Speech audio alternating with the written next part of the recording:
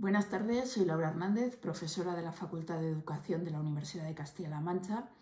y en primer lugar quería dar las gracias a la organización del segundo Congreso CIDE de 2023 por permitirme presentar esta ponencia titulada Comparativa entre estrategias de integración lingüística del alumnado migrante.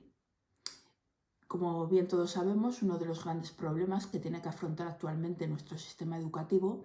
es la llegada masiva de alumnado migrante. En muchos casos este alumnado desconoce el español o la lengua oficial de las comunidades autónomas que poseen una lengua cooficial. En estos casos hay que tener en cuenta si este alumnado ha superado el periodo crítico de adquisición lingüística o no. En nuestro estudio nos hemos centrado en aquellos alumnos que ya han superado el periodo crítico de adquisición de la lengua y que por tanto precisarían de una formación explícita, específica, para adquirir el castellano o una lengua cooficial como segunda lengua. Creemos que la integración lingüística del alumnado es un paso previo fundamental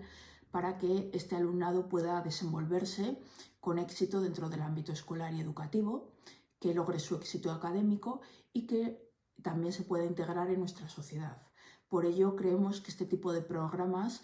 de integración lingüística son fundamentales dentro de nuestro sistema educativo y deben por ello ser analizados. Los objetivos que nos hemos planteado en esta investigación es comparar los distintos tipos de programas, las distintas metodologías, y a partir de ahí extraer una serie de conclusiones y proponer ciertas propuestas de mejora desde nuestro ámbito, que es el de la didáctica de la lengua castellana, y por tanto también el de la enseñanza de español como segunda lengua a alumnado migrante. Tras analizar someramente los principales programas de atención al alumnado migrante de habla no hispana, hemos observado que hay básicamente dos modelos. El primero de los modelos, que es el más extendido en las comunidades autónomas españolas, es un modelo segregacionista, en el cual, según llegan, los alumnos que desconocen la lengua española son separados de su grupo de referencia en aulas o incluso en centros especializados. Este modelo tiene algunas ventajas indudables. El avance en la adquisición del español como segunda lengua es mucho más rápido, pero evidentemente algunos autores han señalado que podemos encontrarnos un problema de guetización, sobre todo en los casos en los que los alumnos acuden a un centro diferente de aquel en el que luego va a estar su aula de referencia. El segundo modelo, que encontramos en pocas comunidades autónomas, por ejemplo en Castilla-La Mancha, en la que yo ejerzo la docencia, es el modelo inclusivo. En este modelo, el alumno acude a su aula de referencia desde el principio y allí un profesional especializado intenta proporcionarle la formación necesaria para la adquisición del castellano como segunda lengua. La ventaja de este sistema es que el alumno se integra desde el primer momento en el aula ordinaria junto a los compañeros que le acompañarán en cursos posteriores, pero encontramos un problema claro, y es que el alumno recién llegado, que desconoce completamente el castellano, pues es incapaz de seguir el ritmo de la clase y participar activamente en muchas asignaturas. Entonces, esto puede provocar una mala integración al principio del alumnado en el grupo, puede provocar situaciones de aislamiento, de soledad, o incluso puede dar lugar a situaciones de acoso escolar. En general, algunas de las limitaciones más importantes que hemos encontrado en todos estos programas son variadas, pero algunas de las principales son que, por ejemplo, el periodo que los alumnos pueden permanecer en el programa suele ser limitado, suele limitarse a un curso y como mucho a dos. Por otra parte, también hemos encontrado que este tipo de programas son bastante uniformes, independientemente de las características del alumno migrante. Otro tercer problema que hemos encontrado es que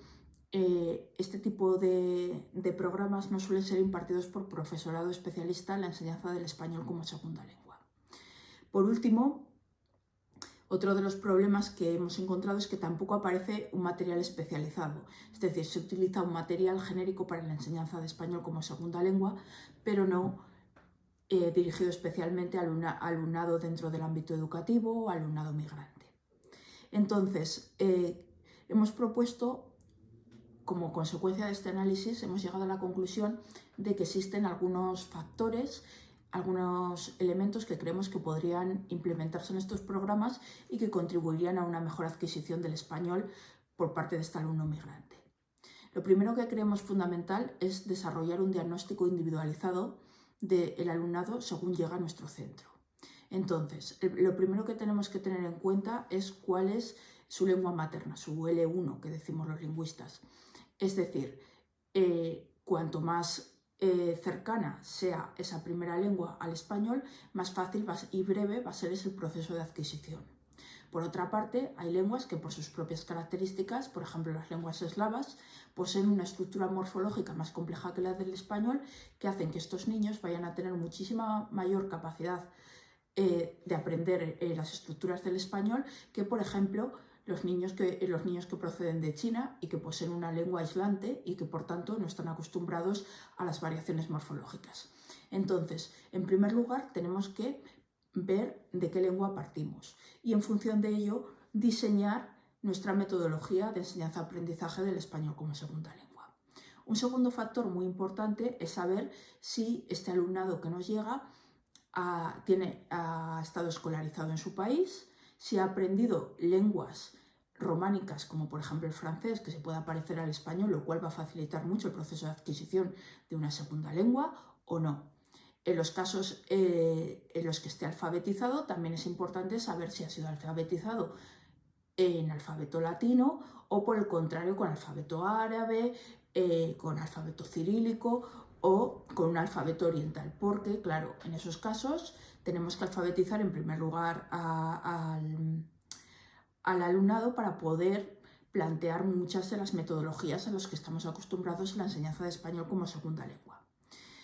Otros factores importantes son, sin lugar a dudas, los factores psicopedagógicos.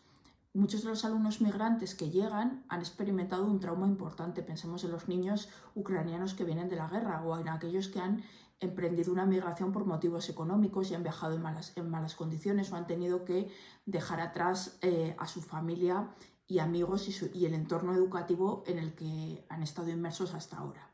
Entonces, en este sentido, es muy importante la labor de los profesionales del ámbito de la psicología y de la orientación educativa para proporcionar el soporte emocional necesario a estos niños para que puedan integrarse con éxito en el ámbito educativo. Esta misma circunstancia, el trauma de la inmigración, puede generar un rechazo hacia la nueva lengua que tienen que adquirir y, por otra parte, no tenemos que dejar de lado que cuando hablamos de niños y adolescentes que han superado el periodo crítico de adquisición lingüística, también hay que tener en cuenta otros factores en la enseñanza-aprendizaje de una segunda lengua, como son la inhibición, la timidez, el temor al rechazo. Todos estos factores que no son tan importantes o que no suelen aparecer con tanta frecuencia en el caso de los niños de educación infantil y primeros ciclos de primaria, sí dificultan bastante la adquisición de una segunda lengua en el caso de adolescentes o preadolescentes. Bien, otra de las propuestas de mejora que creemos fundamentales para mejorar el desarrollo de estos programas es que no se establezcan duraciones predeterminadas para los mismos. Es decir, que se trabaje por objetivos y no por tiempo. Que garanticemos que el niño o el adolescente adquiere plenamente esa segunda lengua, sea el castellano, sea una lengua cooficial, con la competencia comunicativa suficiente como para poder incorporarse a un aula de secundaria o de último ciclo de primaria en condiciones de completar sus estudios con ciertas garantías de éxito académico. Esto es muy importante porque muchas veces estos niños, cuando completan este periodo formativo, sí que pueden comunicarse en situaciones cotidianas, pero no manejan con soltura ciertos tecnicismos que son importantes, pues, por ejemplo, en cualquier asignatura, bien sea matemáticas, bien sea biología, bien sea historia. Entonces, eso consideramos que también sería importante. En cuanto a la distinción entre la opción por un modelo segregacionista o un modelo inclusivo, creemos que si bien la opción segregacionista es la más acertada para un primer periodo de toma de contacto con la nueva lengua, puesto que no tiene sentido que el niño pase horas en clases en las que no entiende absolutamente nada, sí que creemos que es importante fomentar quizás un modelo mixto en el que las horas de estudio exclusivo de la lengua castellana se hagan por separado, pero en el que luego el niño se pueda incorporar a su aula de referencia en aquellas materias que no precisen tanto de un conocimiento del idioma, como pueden ser música, educación física o expresión plástica y audiovisual. Por otro lado, creemos que otro de los factores más criticables de esos programas hasta ahora es que son impartidos por cualquier tipo de profesor. Entonces, y muchas veces por PTs o personal del departamento de orientación. En este sentido, creemos que el profesional adecuado para impartir estas clases de español como segunda lengua es un filólogo con formación específica en enseñanza del español como segunda lengua, en ELE. Porque es aquel profesional que conoce las metodologías específicas que pueden aplicarse para que la adquisición del español sea rápida, efectiva y pueda orientarse hacia estos objetivos académicos que queremos que el niño cumpla. Por otro lado, en cuanto a los materiales, vemos necesario por parte de las editoriales, lo cual también debe de ser una reclamación por parte del sistema, vemos necesario que las editoriales creen materiales específicos, porque no es lo mismo aprender español como segunda lengua desde un instituto en Francia que aprender español como segunda lengua cuando estamos en España, en un instituto de España y tenemos que incorporarnos a clases en español. Entonces es necesario que las editoriales entiendan que este es un nicho de mercado importante y que empiecen a generar materiales que el profesorado pueda utilizar en las aulas. Lo mismo ocurre con diccionarios pictográficos para aquellos alumnos que no se hayan alfabetizados y que puedan contribuir al proceso de alfabetización y, por supuesto, materiales audiovisuales, programas de traducción simultánea que pueden ayudar bastante a acelerar el aprendizaje. Nuestra última propuesta de mejora es la implementación de un programa de alumnos mediadores interculturales.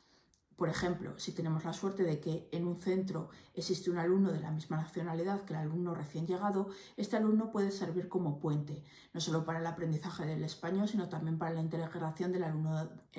en el grupo, que creemos que es un paso clave para que el alumno comience a sentirse miembro de la comunidad educativa, del ámbito escolar y que por tanto pueda llevar a cabo su aprendizaje de todas las materias con garantías de éxito. Por tanto, estas son nuestra serie de propuestas para intentar mejorar unos programas de integración lingüística que creemos que deben ser una de las prioridades absolutas dentro de la integración de los inmigrantes en el sistema educativo. Muchas gracias.